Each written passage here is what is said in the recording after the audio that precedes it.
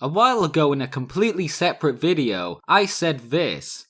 The anime is actually quite good, and I could talk about all the advantages the show has. But it's probably best to maybe leave this for another day, since this is a video about art styles. That was well over a year ago, and I've yet talked about it again until right now, since I've not long just rewatched Ping Pong, and it is surprisingly good. Ping Pong the animation was one of the first ever sports anime I've watched. As I recall, the only sports anime or manga I have knowledge of is Ping Pong obviously, and a whole 5 volumes of Slam Dunk, which were very good. But I'm very new to sports anime, and Ping Pong the animation was a good start to get into it for me, to get interested in the genre.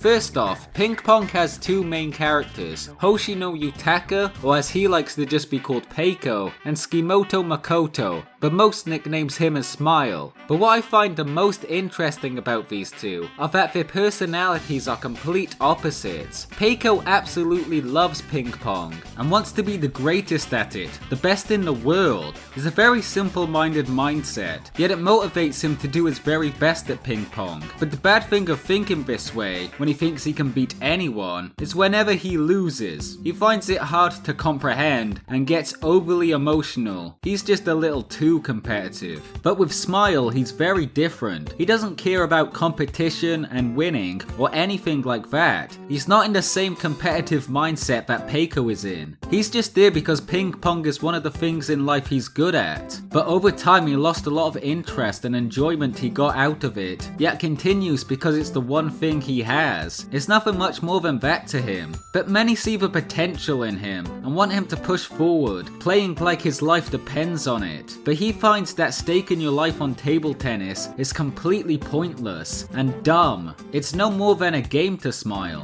While he's in a game, he sometimes considers his opponent's feelings and makes the game easier for them by handicapping himself. I do enjoy the differences between the characters' personalities. They're both quite interesting as a whole. Smile is the type to barely show any emotion at all, which is why many people think of him as a robot. From how incredibly he plays ping pong, barely making any mistakes, like a machine. And he apparently gets the name Smile all because he just doesn't. Then Peco, I love his straightforward thinking. He just wants to win and become good enough to play at the Olympics. I also like how he constantly eats sugary foods and brings up random facts about random sweet industries. Then while you start to understand these two characters, it also gives you a different perspective on how each of them play and what they both think of table tennis as a whole. But it's not only for them. You see many of the characters in the series who are affected by table tennis, even if they are very minor side characters, like this long hair dude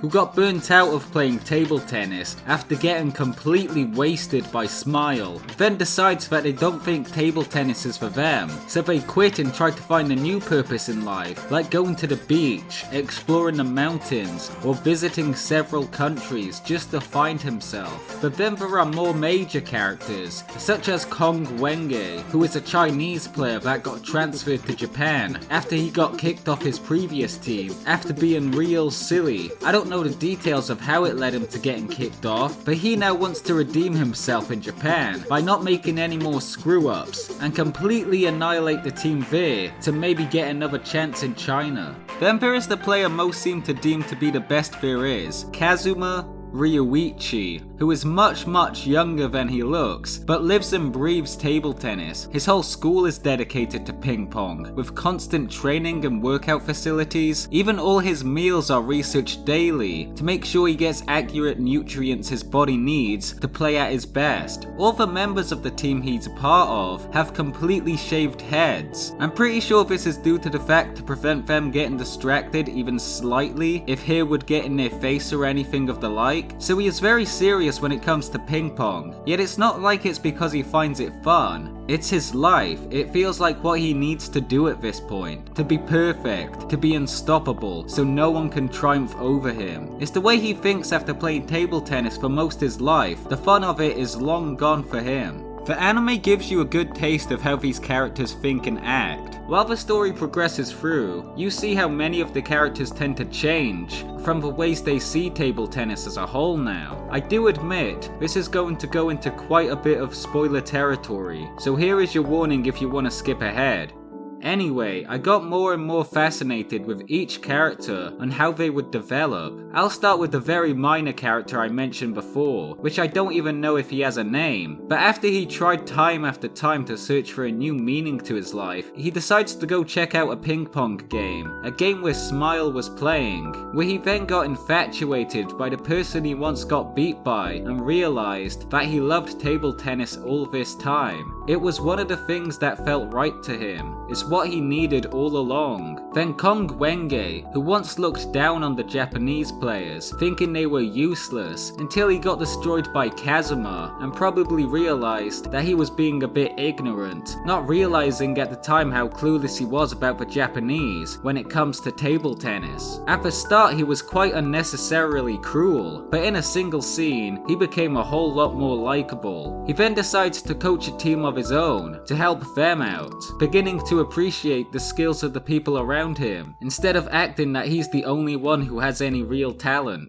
And Peco later understands that even though he has a natural talent for ping pong, he still needs to put in the hard work, to keep improving, to be determined, putting in the effort, not having the mindset to think that he's already the best there is, and completely giving up after being beaten a few times. Instead of thinking competitively all the time, he soon remembers that ping pong is mostly about having fun, as well to just have a good time. And Smile aimlessly plays table tennis without a real goal in mind, but he was waiting for his hero to arrive, to bring him back to the days where ping pong was all about having fun, and not committing your whole life to it. And that hero was Peco, the one that first introduced Smile to table tennis. To Peco, a reason he called him Smile was how happy he was when it first came to table tennis. I was surprised on how many of these characters develop in such a short amount of time. It's such a short series, with only 11 episodes. You could get through it quickly if you're the type to binge a series. It paces everything out well to give each character a decent amount of screen time to really get you interested in each of them. And even with the reasons or motivations each character has for playing table tennis, it can make the games they play quite tense, where I don't even know who could win. It sometimes feels like it can be anyone's game. And that's definitely what a sports anime should get right. It kind of ruins a lot if it makes it too obvious. Even the music gets you pumped, making it all exciting to add on to the intenseness. Now lastly, I'll talk about one of the most unique parts of this anime. It seems quite obvious on what it is. I've talked about it in detail in my other video, but the animation and art style is something you can't look away from. It is weird, but I honestly love it. When I discussed it before, I said how I did enjoy it, but it did look off-putting at points. But nowadays, I definitely find it bizarre, but not in a bad way. I find it a lot more fascinating by constantly keeping stuff inconsistent. Most of the time you could look at any frame and something would look out of the ordinary, not looking quite right. These lines are all wavy. Why is that kid's head like that? Why is that kid's eyes like that? That's one long arm. That's one long leg. And for a good amount of people, this looks horrible. Why would they make an anime look like this? But for me, it's cool. It's also very much intentional. It's not like they got a bunch of people that didn't know what they were doing, because it's still animated well. The show took a risk in making it look the way it does, to really make it stand out, and I commend it. I feel like there should be more anime to experiment on its art style and animation, a bunch, to be more imaginative. It would be nice to see more of.